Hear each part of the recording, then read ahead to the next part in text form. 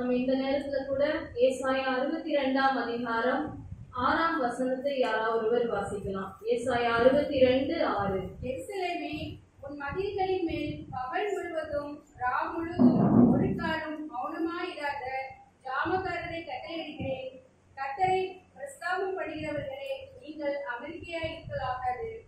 அதே போல எரேமியா 6ஆம் அதிகாரம் 17ஆம் வசனத்தின் முதல் லைன் மட்டும் படிக்கலாம். நான் உங்கள் மேல் காவலாளரையும் வைத்து நான் உங்கள் மேல் காவலாளரையும் வைத்து அப்படின்னு சொல்லி பார்க்கிறோம் எரேமியால. ஏசாயால நம்ம பார்த்த பகுதியில நம்ம ஜாமக்காரர் என்ற வார்த்தையை நம்ம அங்க பார்க்கிறோம். ஓகேயா? ஏசாயா 62:6, எரேமியா 6:17ஆம் வசனம். இது ரெண்டுலயுமே ஜாமக்காரர், காவலாளி அப்படின்னு சொல்லி சொல்லப்பட்டிருக்கு. ஜாமக்காரர் என்பதும் காவலாளி என்பதும் ஒரு உலக பிரகாரமா பார்க்கும்போது ஒரு வாட்ச்மேனை குறிப்பிடுகிறது. ஒரு வாட்ச்மேன், ஒரு கேம்பஸ் இருக்கு, இந்த இடத்துலயே நமக்கு ஒரு வாட்ச்மேன் இருப்பாங்க அப்படின்னா, இல்ல ஒரு கவனிக்கிறவர்கள் இருப்பாங்க அப்படின்னா, எல்லாரும் என்ன பண்ணுவாங்க, அவங்க கிட்ட போய் கேட்பாங்க, நாங்க இவங்களை பார்க்க வந்திருக்கோம், இந்த லெட்டரை கொடுக்க வந்திருக்கோம். ஓகேயா? சோ எதுனாலும் இந்த வாட்ச்மேன், இந்த ஜாமக்காரர்கள், இந்த காவலாளி என்பவர் நம்முடைய ஒவ்வொருத்தருடைய வாழ்க்கையிலும் நம்ம என்ன பண்றோம், எப்பவுமே கேட்டுக்கொண்டே இருக்கிறோம். என்ன பாதுகாக்கணும், கேட்கிறோமா இல்லையா? இன்னைக்கு கேட்கிறேன், நம்ம எல்லாரும் எப்பவுமே என்ன பண்ணுவோம், ஒரு டிராவல் பண்ண போறோம், இல்ல என் மகன் என்னுடைய மகள் ஒரு ஊர்ல இருக்காங்க, இன்னைக்கு பிளைட்ல போறாங்க, ட்ரெயின்ல போறாங்க, பஸ்ல போறாங்க, சைக்கிள்ல போறாங்க, ஸ்கூட்டர்ல டெய்லி டிராவல் பண்றாங்க. நம்ம என்ன பண்ணுவோம், ஒரு பாதுகாப்பு வேணும். ஒரு ஜாமக்காரரை கட்டளையிடுவேன்னு சொன்னீங்களே ஆண்டவரே, சுற்றி ஒரு வளையமா இருங்கப்பா, எங்களை பாதுகாத்துக்கோங்க, எங்களை ப்ரொடெக்ட் பண்ணுங்க. இது எல்லாரும் விரும்புகிற ஒரு காரியம். யாராவது ஆண்டவரே போற வழியில ஆக்சிடென்ட் ஆகட்டும், ஐயோ என்ன அபத்த கவனமா பேசுற, இப்படியெல்லாம் பலவிதமான உலக கட்டுகளுக்குள்ளாக மனுஷங்க வாழ்ற இடத்துல நீங்களும் நானும் என்ன பண்ணுவோம், ப்ரே பண்ணிட்டு போலாம்.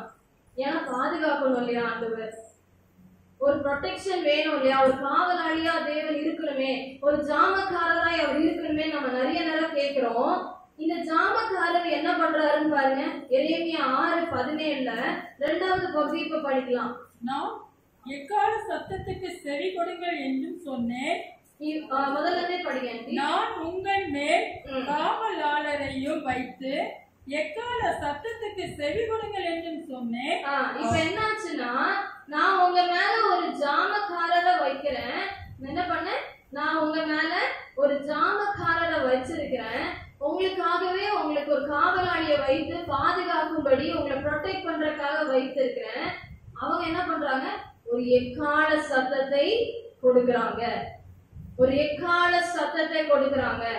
நைட் நேரம் இந்த குர்கா மாதிரி ஆட்கள்லாம் என்ன பண்ணுவாங்க, இப்பெல்லாம் இருக்கிறது ரொம்ப குறைவுன்னு நினைக்கிறேன், பட் விசில் ஊதுவாங்க இல்லையா?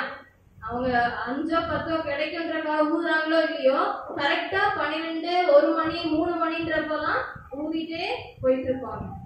சோ இந்த காவலாளி ஒரு எக்கால சத்தத்தை கொடுக்கிறவர்களாக இருக்கிறாங்க. இந்த ஜாமக்காரர்கள், இந்த வாட்ச்மேனா இருக்கிறவங்க, ஐயோ ஆபத்து ஆபத்துன்னு தெரிவிக்கிற எக்கால சத்தத்தை கொடுக்கிறவர்களா இருக்கிறாங்க. நம்ம நிறைய சவுண்ட் கேட்கிறோம், அதுல குறிப்பிட்டு 2 சவுண்ட் கேட்டா டக்கு டக்குன்னு ரோட்ல என்ன பண்ணுவாங்க, இடம் விடுவாங்க. என்ன சவுண்டுக்குலாம் இடம் விடுவாங்க? ஆம்புலன்ஸ். Very good. அந்த சவுண்ட் மட்டும் இருந்துச்சுன்னா, வழி விடலன்னா, வழி விடாதவங்களுக்கும் பிரச்சனை, வழி விடாம கஷ்டப்படுற ஆம்புலன்ஸ் இருக்கவங்களுக்கும் பிரச்சனை இல்லையா? சோ அந்த மாதிரியே ஒரு ஹார்ன் சத்தம் கேக்குது, நீங்க நடந்துட்டு இருக்கீங்க ரோட்ல, ஹார்ன் சத்தம் கேக்குது, நடு ரோட்லயே போயிட்டு இருப்பீங்களா?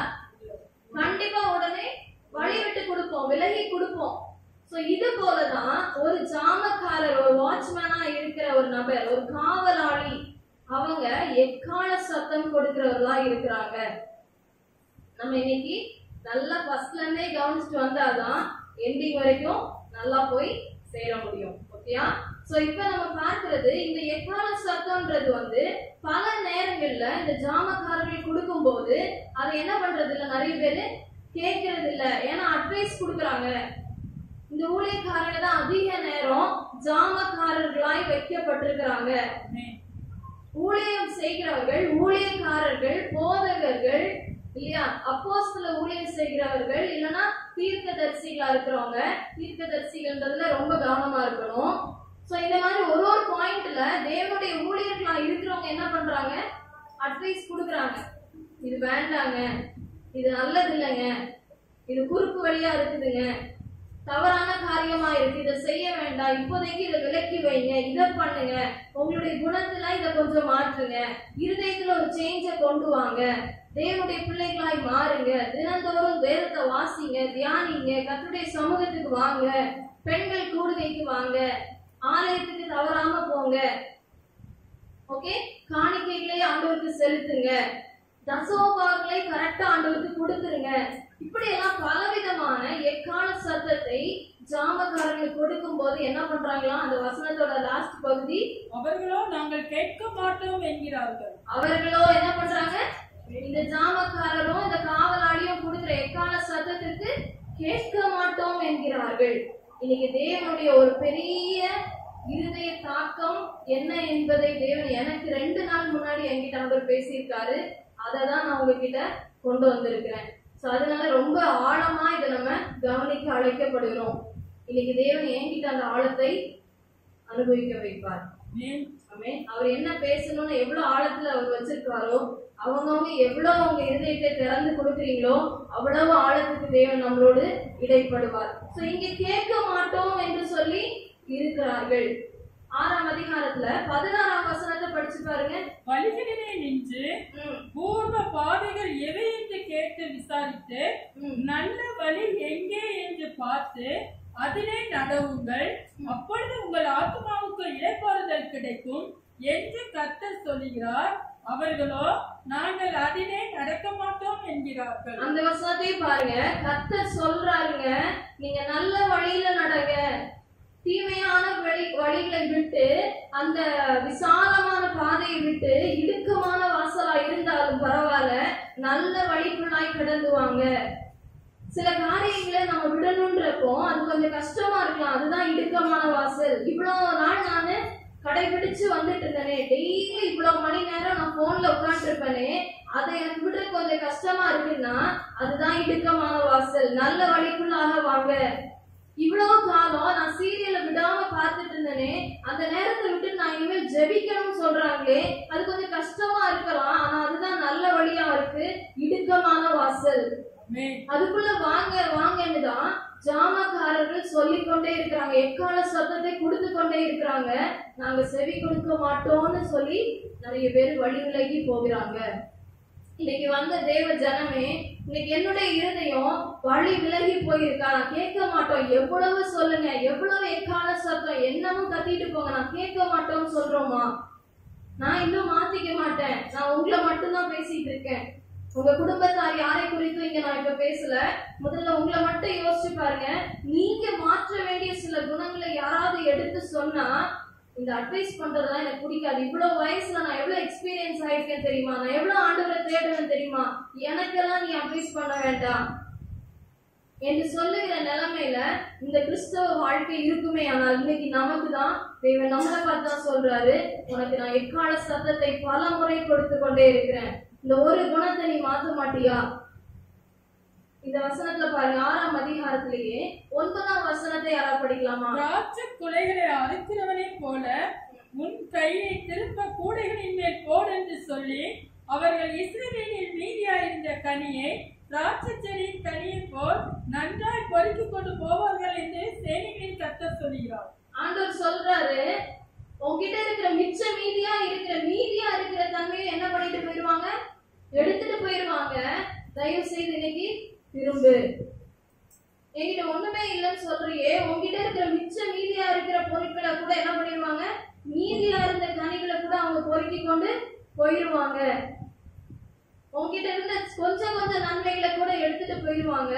அதனால இன்னைக்கு தேவனுடைய சத்தத்திற்கு செவி கொடு, மனதை சாய், திரும்பு, கர்த்தரிடமாய் திரும்பு. 10ஆம் வசனத்தை படிச்சு பாருங்க. அவர்கள் கேட்கும்படி நான் யாரோட பேசி எச்சரிப்பேன். அவர்களுடைய செவி வெறுத்த சேதனம் இல்லாதது, அவர்கள் கேட்க மாட்டார்கள். கர்த்தருடைய வசனம் அவர்களுக்கு நிந்தையா இருக்கிறது, அதன் மேல் அவர்களுக்கு விருப்பம் இல்லை. கர்த்தருடைய வசனத்தின் மேல, வார்த்தையின் மேல விருப்பம் இல்லாம இருக்கிறாங்களே, ஏன்னா அவங்க செவிகள் அடைக்கப்பட்டிருக்கு. எனக்குலாம் அட்வைஸ் சொல்லாதீங்க. ஏதாவது எனக்கு காவலாளர்களா இருந்து நீங்க ப்ரே பண்ணுங்க பாஸ்டர். என்ன பண்ணுங்க? ஜாமக்காரரா நீங்க இருங்க. டெய்லி நீங்க எனக்கா ஜெபிச்சுக்கோங்க. வாரம் முழுவதும் நான் கால் பண்றேன், போன்ல ப்ரே பண்ணிடுவோம். எனக்கு நீங்க ஒரு பெரிய வேலியா இருங்க. நீங்க எனக்கு டெய்லி ப்ரே பண்ணி என்னை சுற்றி ஒரு வேலி போடுங்க. ஆனா என் செவியில என்னை மாற்றுறதுக்கு எக்கால சத்தம் கொடுத்து என்ன ஒரு திருத்துற விஷயம்னா அதெல்லாம் எனக்கு சொல்லாதீங்க. எனக்கா ஜெபிக்க முடியுமா? நான் எண்ணெய் எடுத்துட்டு வரேன், தண்ணி கொண்டு வரேன், எதையாவது பிளஸ் பண்ணி எப்படியாவது என்னை சுற்றி ஒரு வேலி போடுங்க, வீட்டை சுற்றி வேலி போடுங்க, என்னை சுற்றி வேலி போடுங்க, எப்படியாவது நான் நல்லா இருக்கணும். ஆனா இந்த இடத்துல எக்கால சத்தம் அடிக்கடி நமக்கு தொனித்து கொண்டே இருக்கிறது. நீ இன்னைக்கு மன்னிக்கணும், நீ இன்னைக்கு ஏற்றுக்கொள்ளணும், கத்திடமாய் திரும்பணும். இல்ல வீட்டுல ஜெபித்து வேதம் வாசித்து அமர்ந்து அவனுடைய பிரசனத்துல உட்கார்ந்துட்டு இங்க வந்தாதான் சாப்பாடு நல்லா இருக்கா இல்லையானே தெரியும். ஆமென். அது ரொம்ப வேதனைக்குரிய விஷயம். நீங்க உங்க பிள்ளைய குறை சொல்லிட்டு இருக்கீங்க, உங்க கணவரை குறை சொல்லிட்டு இருக்கீங்க. இன்னைக்கு உங்களை சிந்தித்து பாருங்க. நான் ப்ரே பண்ணனா, நான் ஜெபித்தேனா, என் பிள்ளை சரியில்லைன்னு சொல்றதுக்கு முன்னாடி நான் கர்த்தரை அந்த அளவுக்கு தேடுறேனா, என்னுடைய வாழ்க்கை கத்திடமா எந்த அளவுக்கு இருக்கிறது, எனக்கு எத்தனை முறை எக்கால சத்தம் எனக்கு தொனித்து கொண்டே இருக்கிறது, எச்சரிப்பின் செய்தி கொடுத்து கொண்டே இருக்கிறார்களே, நான் மாற்றினேனா, என்னிடத்துல ஒரு மாற்றம் கடந்து வந்ததா? 6ஆம் அதிகாரத்துல 26ஆம் வசனத்தை யாராவது படிக்கலாமா? என் ஜனமாகிய குமாரத்திலே நீ இரட்டை கட்டிக்கொண்டு சாமலை புரண்டு ஒரே புத்தகங்களுக்காக குட்டிக்கிறது போல மனம் கசந்து கொழுந்து பாழாக்குகிறவன் சர்தியாய் நம்மே வருவான். என்ன ஆகுதாமா? இன்னைக்கு அன்பு தாயா இருக்கிற நீங்களும் நானும் இன்னைக்கு பாழாக்குகிறவன் சடுதியா எப்ப வருமானு தெரியாது, எப்ப நாச மோசங்கள் வரும்னு தெரியாது. நீ என்ன பண்ணு? ஒரே குமாரனுக்காய் புலம்பி அழுகிறது போல. ஒரே ஒரு பிள்ளை வச்சிருக்காங்க, அந்த ஒரு பிள்ளையும் இறந்துச்சுனாலோ அடி வாங்கிச்சுனாலோ, அந்த ஒரு பிள்ளைக்கு ஏதாவது கஷ்டம்னா தாங்கிட முடியாது பெற்றோரால. ஒரே ஒரு வீடு தாங்க வச்சிருந்தோம், அதுவும் இடிஞ்சு போயிடுச்சு, தாங்கிட முடியாது. ஒரே ஒரு சொத்து தான் இருந்தது, அதையும் ஒருத்தன் அபகரிச்சுட்டு போயிட்டான், தாங்கிட முடியாது. இருந்தது ஒரே ஒரு வண்டி, அதையும் நாங்க இஎம்ஐ கட்ட முடியாம திருப்பி கொடுக்க வேண்டிய ஆயிடுச்சு. எத்தனையோ காரியத்துல ஒரே ஒரு வேலைதான் இருந்தது, இழந்து போனோம். ஒரே ஒரு வருமானம் தான் வந்துட்டு இருந்துச்சு, அதுவும் நின்று போச்சு. அப்படி இருக்குமே ஆனால் நம்ம எவ்வளவு அதுக்காக துடிப்போம்ல, எவ்வளவு நம்முடைய இருதயம் அதுக்காக இறங்கும்ல. இன்னைக்கு நீ அப்படி ரெட்டு உடுத்தி உட்காரு. என்னுடைய இந்த ஒரே வாழ்க்கை நான் நாசம் பண்ணிட்டு இருக்கேனே, என்னுடைய இந்த ஒரே வாழ்க்கை நான் இந்த ஜாமக்காரர்கள் எத்தனை முறை என்கிட்ட சொல்றாங்க, ஊழியர்கள் எத்தனை முறை என்னுடைய வீட்டை குறித்து எச்சரிக்கிறாங்க, எனக்கு எத்தனை முறை இந்த சத்தம் நான் கேட்டுக்கொண்டே இருக்கிறேன். ஆண்டவர் என்கிட்ட சொல்றாரே, நான் இன்னும் மாற்றவில்லையே என்று சொல்லி உணர்கிறவர்கள் ஒரு நிமிடம் கண்களை மூடி நம் கர்த்தரை நோக்கி பார்த்து இருக்கிறோம். ஒப்பு கொடுப்போமா? கண்களை மூடி. ஆண்டவரே, எத்தனை முறை நீர் எனக்கு ஆண்டவரே என்னோட பேசுகிறீராப்பா. எத்தனை பேருக்கு ஆண்டவர் இன்னைக்கு பேசி கொண்டு இருக்கிறார். நம்ம தொடர்ந்து செய்திக்குள்ளாய் போவோம். ஆனா அதுக்கு முன்னாடி மனதை ஒப்பு கொடுப்போம். ஆண்டவரே, நான் பல முறை எச்சரிக்கப்படுகிறேன் அப்பா, இந்த பாவத்தை விடும்படியாக உங்களுக்கு ஆண்டவர் இன்னைக்கு உணர்த்தி கொண்டு இருக்கிறார். ஏன்னா ஜாமக்காரர்கள் மூலமாக இக்கால சத்தம் தினமும் உங்களுக்கு தொனித்து கொண்டே இருக்கிறது.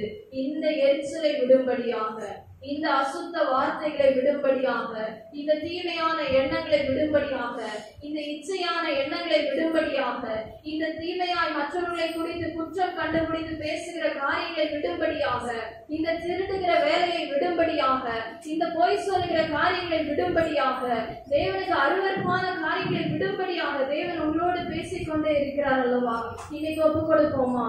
இன்னைக்கு ஒரு ஒப்பு கொடுப்போமா? ஆண்டவரே அப்பா, என் இருதயத்தில் நீர் பேசியும் கடினப்பட்டு போனேனே ஆண்டவரே, நான் மாற்ற வேண்டும், நான் மாற்ற வேண்டும் தகப்பனே. இன்னைக்கு நான் மாற்றுகிறேன் ராஜா, மாற்றுகிறேன். என் குணங்களை ஒப்பு கொடுக்கிறேன், என் சிந்தனைகளை ஒப்பு கொடுக்கிறேன். சொல்லுவோமா?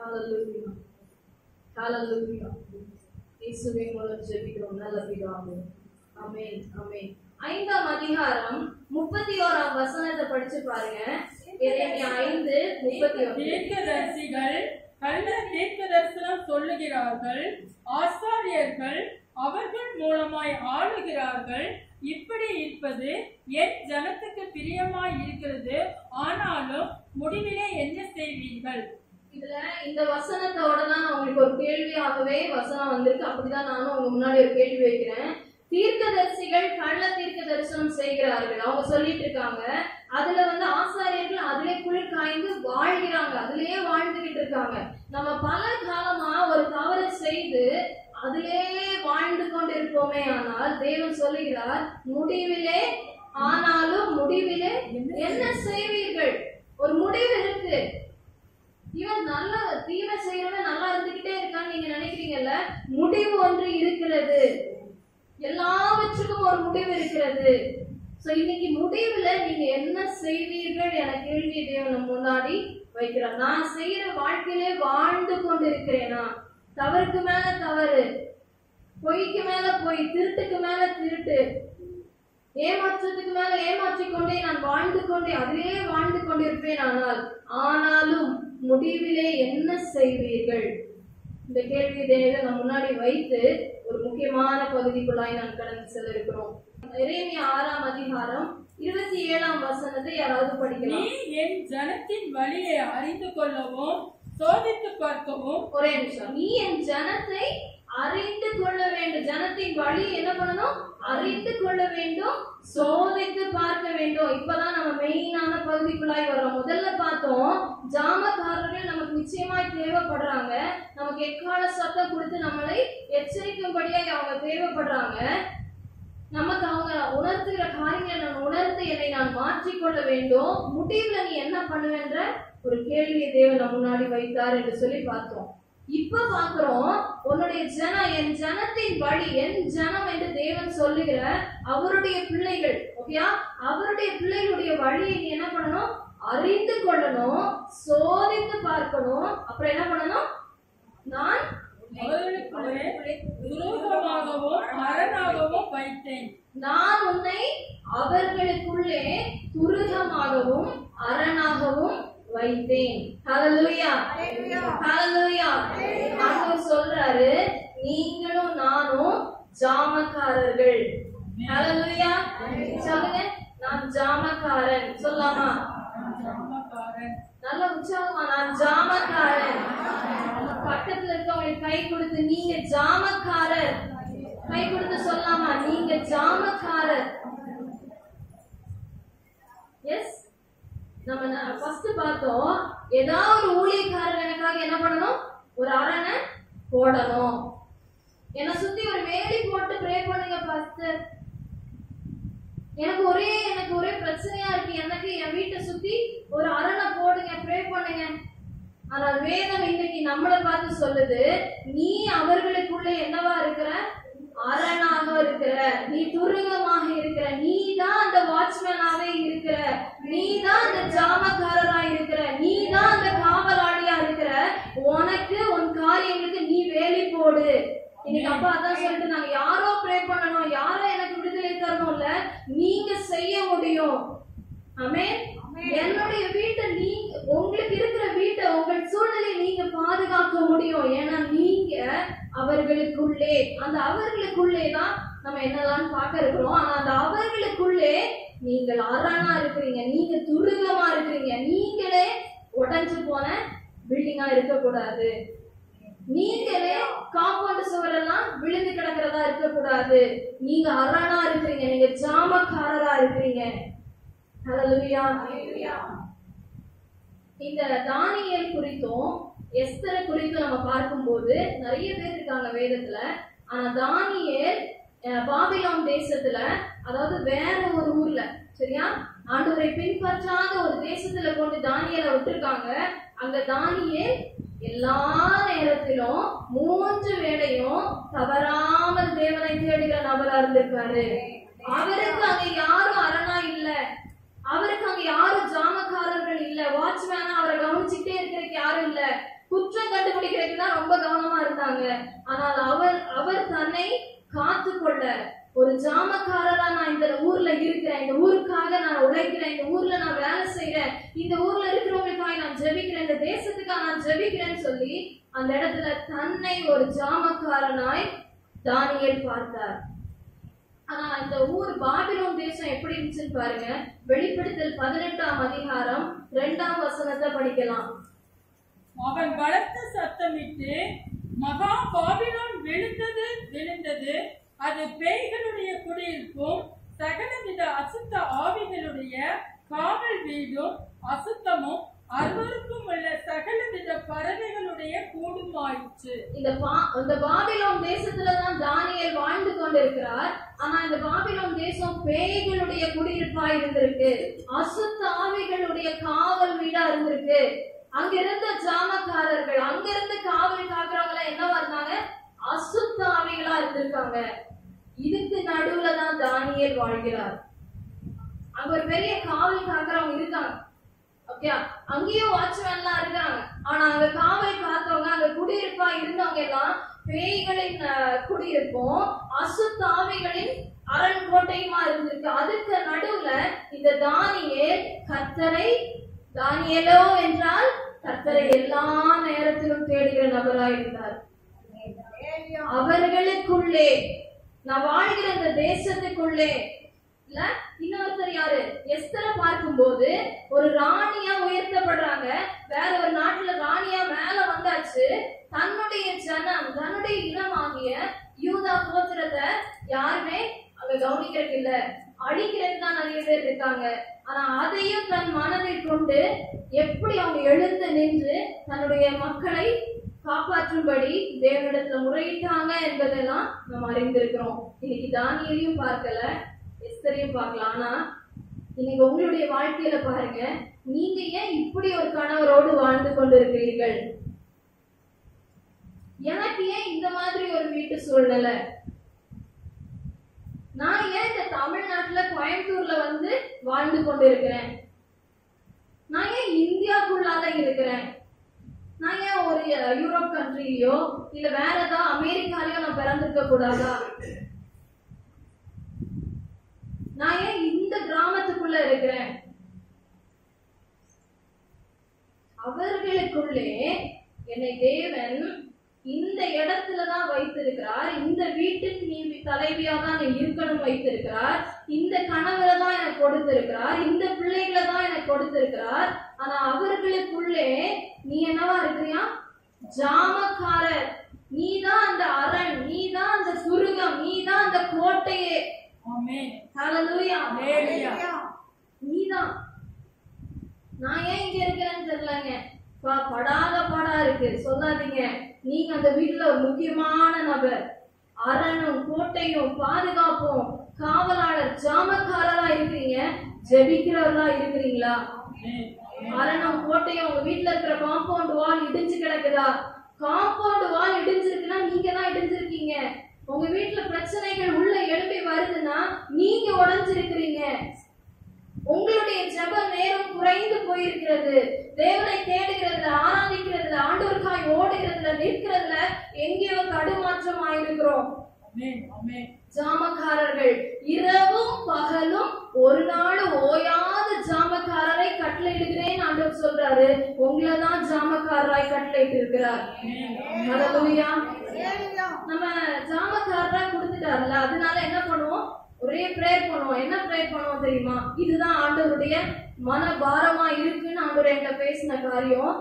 நம்ம என்ன பிரேயர் பண்ணுவோம் தெரியுமா? என் பிள்ளை ஃபர்ஸ்ட் ரேங்க் வாங்கணும் ஆண்டவரே. ஸ்கூல் போயிருக்கிறான், காலேஜ் போயிருக்கிறான், காலேஜ் ஃபர்ஸ்டா வரணும், டாப்ல இருக்கணும், நல்ல பெஸ்ட் வேலையை கொடுங்க ஆண்டவரே. எங்க வீட்டுல கார் வாங்கணும் ஆண்டவரே. அப்பா எங்களுக்கு நல்ல ஒரு வீடு தாங்க. நம்ம ஜெபிப்போம். ஜாமக்காரர்கள் ஜெபிக்கிறோம். என்ன பிரேயர் பண்றோம்? இதெல்லாம் தான் நிறைய கேட்போம். ப்ரமோஷன் வேணும் ஆண்டவரே, இன்கிரிமெண்ட் உண்டாகணும், எங்களுக்கு இன்னும் அடுத்த லெவலுக்கு எங்களை கொண்டு போங்க. இதெல்லாம் நல்லா பண்ணுவோம் ஜாமக்காரர்கள்.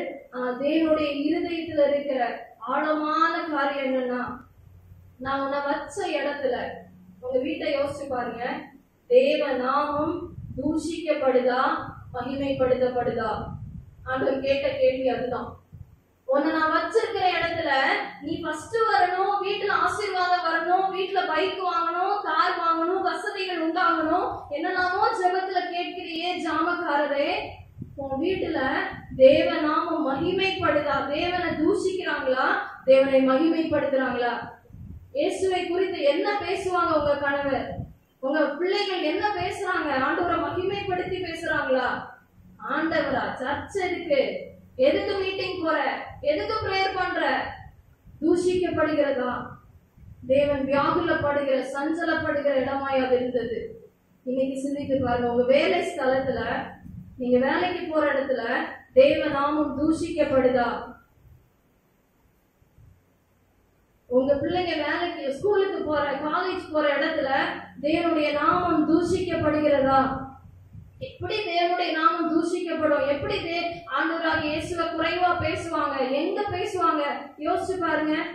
நீங்க கேட்டிருப்பீங்களே, உங்க காதார கேட்டிருப்பீங்களே, நிறைய இடத்துல சில போன் கால் வரும். அந்த போன் கால் கேட்கறதுக்கே ரசமா இருக்கும். ஏன்னா இன்னும் சொல்லுங்க சொல்லுங்க. என்ன மாதிரி போன் கால் தெரியுமா? உனக்கு தெரியுமா அந்த பையன் இப்படி பண்ணிட்டானா, குடிகாரனா கிடந்தானா கீழே, அவன் பேரு ஜான். நான் ஒரு எக்ஸாம்பிளா சொல்றேன். நமக்கு அது அப்புறம் அப்புறம் அப்புறம் என்னாச்சு? சுவாரஸ்யமான கதை இல்ல? அப்புறம் அந்த பொண்ணு ஓடிட்டாளா? அப்புறம் அவ லைஃப் முடிஞ்சா? வேற பிள்ளை பிறந்தும் இறந்துச்சா? என்ன என்ன என்ன கதை எக்ஸ்டெண்ட் ஆகி கேட்கறதுக்கு ரொம்ப விருப்பப்படுறோம். ஆனா தேவ நாமம் அங்கு தூஷிக்கப்படுகிறது. ஜான், பீட்டர் என்ற பெயர்களை வைத்து தேவனுடைய பிள்ளைகளா இருக்கிற குடும்பத்தில் இருக்கிற பிள்ளைகளுடைய நேயம் என்ன ஆகுது? ஆண்டவருடைய பெயரை கீழே கொண்டு போயிட்டு இருக்கு. நமக்கு ரொம்ப சந்தோஷம். எவன் வீடோ அவ அப்படிதான், அவளுடைய பிள்ளை இப்படி கெட்டு போய் அழியறது அவளுக்கு தேவைதான். நம்முடைய போன் கால்ஸ் நிறைய டைம் நம்ம கேட்கிறோம்ல, அததான் ஆண்டவர் சொல்றாரு, நீ அது வேணும் இது வேணும்னு நீ ஜாமக்காரராய் நிக்கிறக்கு இல்ல, நீ என்னுடைய பிள்ளைகள் இப்படி அழிந்து கொண்டிருக்கிறார்கள், ஜாமக்காரராய் எழும்பு என தேவன் சொல்லுகிறார். அந்த வீட்லயா இருந்தாலும் அது என் குடும்பம், என் ஜனம், அந்த வீடு என்னுடைய குடும்பம், அந்த குடும்பத்துல என் பேர் அழித்து கொண்டிருக்கிறது அன்பு தாயே என்று தேவன் துடிக்கிறார். ஒவ்வொரு முறை நினைச்சு பாருங்க, ஒரு நல்ல ஒரு ஸ்கூலா இருக்கும், நல்ல ஒரு கிறிஸ்டியன் ஆர்கனைசேஷனா இருக்கும், ஒரு பெரிய ஒரு ஸ்கூலா இருக்கும், கிறிஸ்டியன்ஸ் வாழ்கிற ஸ்தலமா இருக்கும். ஆனா அவங்க யாராவது ஒரு தப்பு பண்ணியிருந்தா என்ன சொல்லுவாங்க? கிறிஸ்தவ ஸ்தாபனம், கிறிஸ்டியன்ஸுங்க. சர்ச்ல 2 பேர் அடிச்சுக்கிட்டாங்கன்னா சர்ச்சுக்குள்ளேயே அடிச்சுக்கிட்டாங்க. அந்த கதையை அவ்வளவு பெருசா பேசி அந்த ஊழியக்காரரை எவ்வளவு அவமானப்படுத்த முடியுமோ படுத்தி, இல்ல டிவில எல்லாம் போட்டா இன்னும் அந்த நியூஸ் என்னாச்சு என்னாச்சுன்னு கேட்டு, இவ்வளவு கேட்டியே நீ ஜாமக்காரரே, நீ உன் முழங்கால்களை முடக்கினாயா என்று தேவன் நம்மளை பார்த்து கேட்கிறார். நிறைய நியூஸ் கேள்விப்படுறோம்ல. உங்களுக்கு ஒருவேளை உலக நியூஸ் தெரியுதோ தெரியலையோ, ஆனால் ஒரு கிறிஸ்தவ குடும்பத்துல, ஒரு கிறிஸ்தவ ஊழியத்துல, ஒரு கிறிஸ்தவ ஸ்தாபனத்துல நடக்கிற ஒவ்வொரு காரியங்களை கேள்விப்படும் போது நம்ம அதுக்கு சந்தோஷப்பட்டு சிரிச்சுட்டு போயிட்டு இருக்கோமா? இல்ல உடனே அப்பா இந்த பிள்ளைகளுக்காய் ஜெபிக்கிற ஆண்டவரே, இதயம் துடிக்க வேண்டாமா என தேவன் கேட்கிறார். தேவ நாமம் தூஷிக்கப்பட்டு கொண்டிருக்கிறது. கர்த்தர் நாமம் மகிமைப்படட்டும். கர்த்தர் நல்லவர், இயேசு உயிருள்ள தேவன் என்று சொல்லி ஒவ்வொரு ஊர்கள்ல, தெருக்கள்ல, நம்ம வாழ்ற இடத்துல கர்த்தர் நல்லவருங்க. இந்த வீட்டை சுத்தி நம்ம உட்காரணும். இவங்க ஆசீர்வதிக்கப்பட்ட குடும்பம், இவங்களை சுத்தி தான் நம்ம இருக்கணும், இவங்க கிட்ட பழகிக்கலாம், இவங்க கூட தான் நம்ம ஐக்கியமா இருக்கணும். கர்த்தர் நல்லவர்ன்றத பாக்குறேன். கர்த்தர் நாமம் என் மூலமாக, நம் குடும்பம் மூலமாக, நம்முடைய பிள்ளைகள் மூலமாக, அவங்க எந்த இடத்துல நீங்க இருக்கிறீங்களோ அங்க தேவ நாமம் மகிமைப்பட வேண்டும். இன்னைக்கு இந்த ஊழியத்துல வந்து உட்கார்ந்து இருக்கிறேன், ஏன் இங்க வந்திருக்கேன்னு தெரியல நினைக்காதீங்க. உங்க மூலமா ஊழியத்துல தேவ நாமம் மகிமைப்பட வேண்டும். தேவ தூஷணம் உண்டாகுதா? ஐயோ இவங்க மட்டும் இதுல இல்லைன்னா அவ்வளவு நல்லா இருக்கும்னு சொல்ற மாதிரி இருக்கா? என்னை கொண்டு என் தேவ நாமம் மகிமைப்பட்டு கொண்டே இருக்கணும். அது ஒரு கிறிஸ்தவ ஸ்தாபனமா தான் இருக்கணும்னு அவசியம் இல்ல. உங்க பிள்ளைங்க ஒரு வேற இடத்துல போயிருந்தாலுமே, எந்த தேசத்துல பாபிலோனுக்குள்ளாலே உட்கார்ந்துட்டு இருந்தாலும் இவனுக்குள்ளாக விசேஷித்த ஆவி இருக்கு. கர்த்தர் உண்மையுள்ள தேவன் என்பதை மற்றவர்கள் அறியும்படியாய் சொல்லும்படியாய் தேவன் நம்மை வைக்க விரும்புகிறார். மறுபடியும் படிங்க. எரேமியா 6:27 நம்ம வாசிப்போம். நீ என் ஜனத்தின் வழியை அறிந்து கொள்ளவும் சோதித்து பார்க்கவும் நான் உன்னை அவர்களுக்குள்ளே துருகமாகவும் அரணாகவும் வைத்தேன். நான் அவர்களுக்குள்ளே உன்னை துருகமாகவும் அரணாகவும் வைத்தேன். நான் இனிமேல் என்னுடைய ரிலேட்டிவ்ஸோட ஃபோன் கால், என்னுடைய ஃப்ரெண்ட்ஸு, ஊழியத்தில் உள்ளவங்க, தெரிஞ்சவங்க தெரியாதவங்க, எங்கேயோ உள்ள ஒரு செய்தி, எதை கேட்டாலும் அது ஒரு செய்தியா கேட்டுட்டு போகாதபடிக்கு, ஒரு நியூஸ் எனக்கு கேட்கிறேன் அப்படின்னா உடனே முழங்கால்களை முடக்குங்க. அப்பா, இந்த குடும்பம் அழியக்கூடாது, ஒரு ஊழியக்கார குடும்பம் அழியக்கூடாது ஆண்டவரே, ஒரு ஊழியக்காரர் இப்படி தப்பா பேசுறாங்களே ஆண்டவரே, அப்பா இவர்களுக்காக நான் ஜெபிக்கிறேன். அப்பா, அந்த இடத்துல இருக்கிற சத்துருவின் கிரியைகள் உடைக்கப்படணும். நான் ஒரு அரணா ஜெபிக்கிறேன் அப்பா, வேலையிட்டுக்கிறேன் அப்பா, ஒவ்வொரு சபையில இருக்கிற பிரிவினைகள் மாறணும்.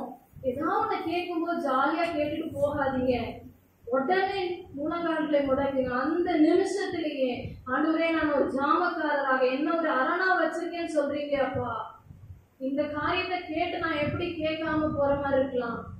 எப்படி நான் அதை கிண்டல் அடிச்சு சிரிச்சு இன்னும் 4 பேருக்கு போன் பண்ணி சொல்லலாம்? நான் ஜெபிக்க வேண்டும், நான் என் முழங்கால்களை முடக்க வேண்டும். ஹல்லேலூயா.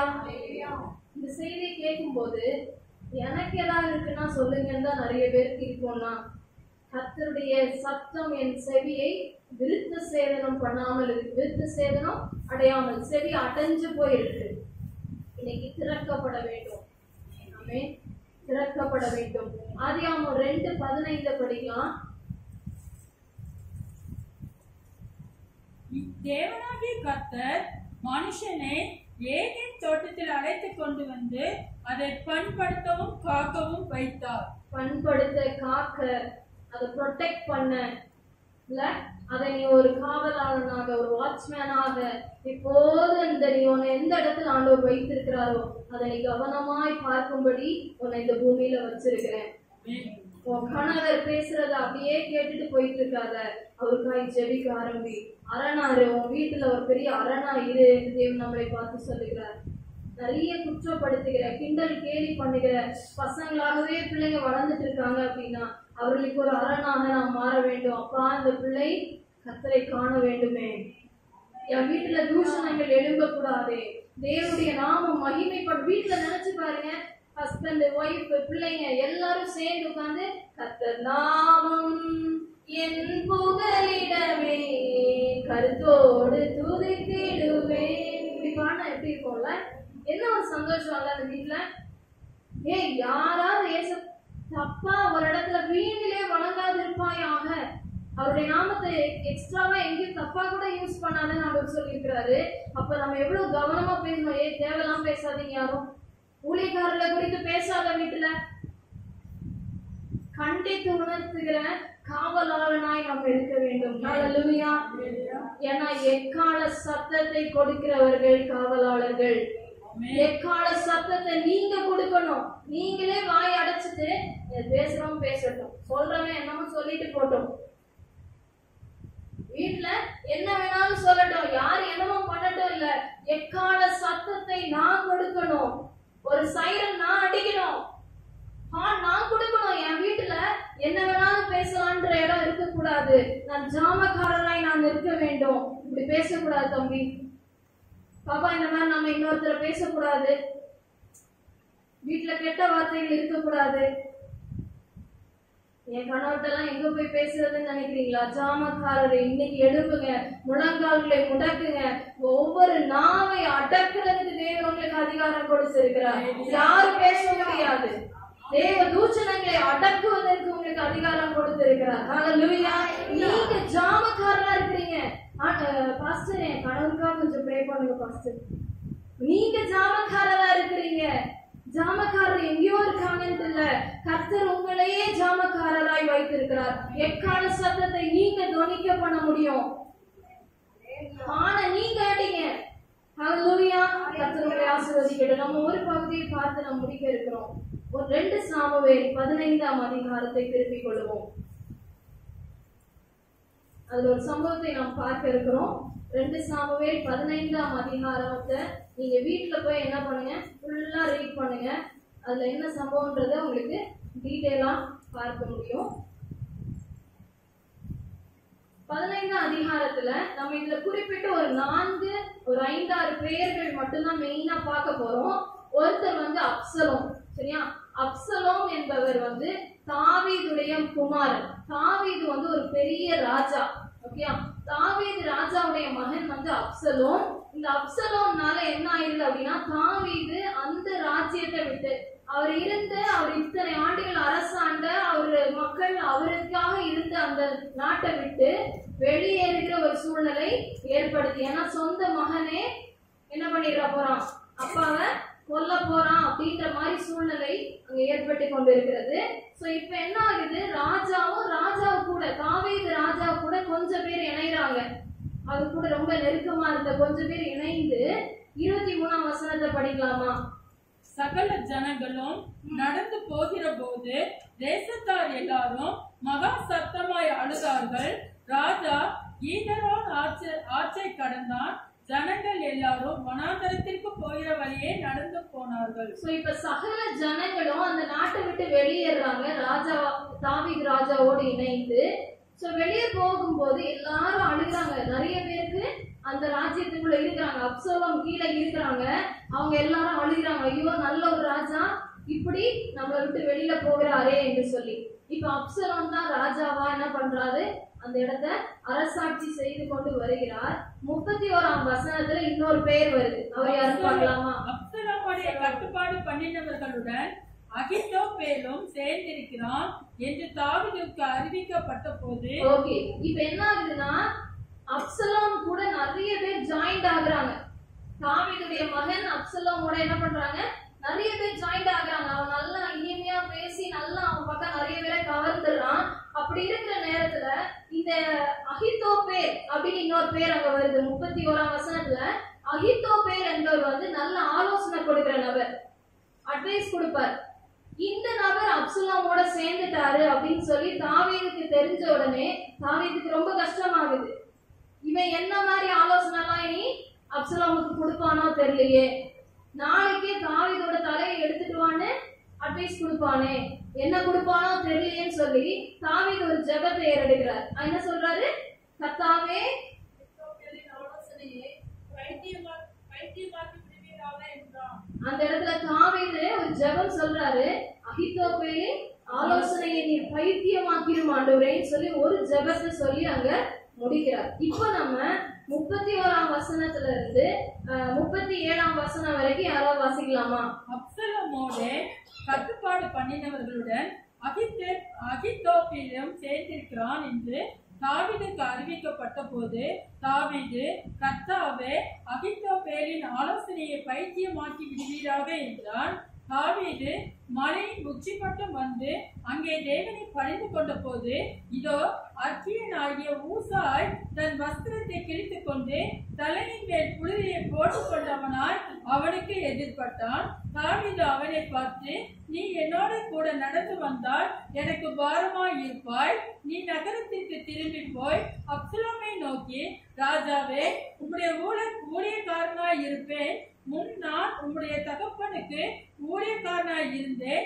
இப்போது நான் உமக்கு ஊழியக்காரன் என்றாயில் எனக்காக அகித்தோப்பேலின் ஆலோசனையை அபத்தமாக்குவாய். உன்னோட அங்கே சாதோக் அபியத்தார் என்னும் ஆசாரியர்கள் இருக்கிறார்கள் அல்லவா? ராஜாவின் வீட்டிலே பிறக்கிற ஏதேது செய்தி உண்டோ என்னென்ன கேள்விப்படுகிறாயோ அதை எல்லாம் சாதோக் அபியத்தார் என்னும் ஆசாரியர்களுக்கு அறிவிப்பாய். அங்கே அவர்களோட சாதோக்கின் மகன் அகிமாசும் அபியத்தாரின் குமாரரும் இருக்கிறார்கள். நீங்கள் கேள்விப்படுகிற செய்தியை எல்லாம் அவர்கள் வசமாய் எனக்கு அனுப்புவீர்களா என்றான். அப்படியே தாவீதின் சிநேகிதன் ஆகிய ஊசாய் நகரத்திற்கு வந்தான். அப்சலோமோ எருசலேமுக்கு வந்தான். ஓகே, இப்ப நீங்க இந்த பகுதியில பார்த்தீங்க அப்படின்னா ஊசாய் அப்படின்ற ஒரு நபரை குறித்து தான் நம்ம அடுத்த பார்க்க இருக்கிறோம். நம்ம பார்த்தோம் அப்சலோம் அடுத்து தாவீது, அதுக்கப்புறம் யாரு? அகித்தோப்பேல், இப்ப வந்து ஊசாய். ஊசாய்ன்றவர் வந்து தாவீதுடைய ஒரு நெருங்கிய சிநேகிதர். ஓகே, இந்த ஊசாய்க்கு வந்து தலையில எல்லாம் புழுதிய போட்டுட்டு, ஐயோ என் நண்பனுக்கு, என் ராஜாவுக்கு இப்படி ஒரு நிலைமையா, நான் உங்க கூட வந்துடுறேன்னு சொல்லிட்டு ஊசாய் தாவீதோடு ஓடுறதுக்கு, தாவீதோடு வெளியில வர்றதுக்கு இருக்கு.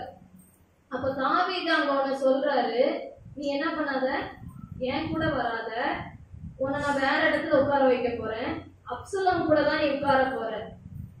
நான் தான் சொன்னேன், நம்மளை எங்க ஆண்டவர் உட்கார வைத்தாலும் நிறைய நேரம் ஏன் இங்க கொண்டு உட்கார வைக்கிறார் ஆண்டவர்? இதுல போய் நான் ஏன் இருக்கணும்? எனக்கு ஜாலியா சந்தோஷமான வாழ்க்கை அங்கல இருக்கு. என் சிநேகிதனோட போகிறதுல எனக்கு சந்தோஷம். ஆனா இந்த சிநேகிதர் சொல்றாரு, நீ அப்சலோம் கூட, என் எதிரி கூட போய் உட்காரு. நல்லா சிந்திச்சு பாருங்க. நமக்கு நிறைய நேரம் பிடிக்காத இடத்துல கொண்டு உட்கார வச்சிருப்பாங்க. வாழ்க்கையே பிடிக்கல, கசப்பா இருக்குன்னு நம்ம நினைச்சிட்டு இருப்போம்.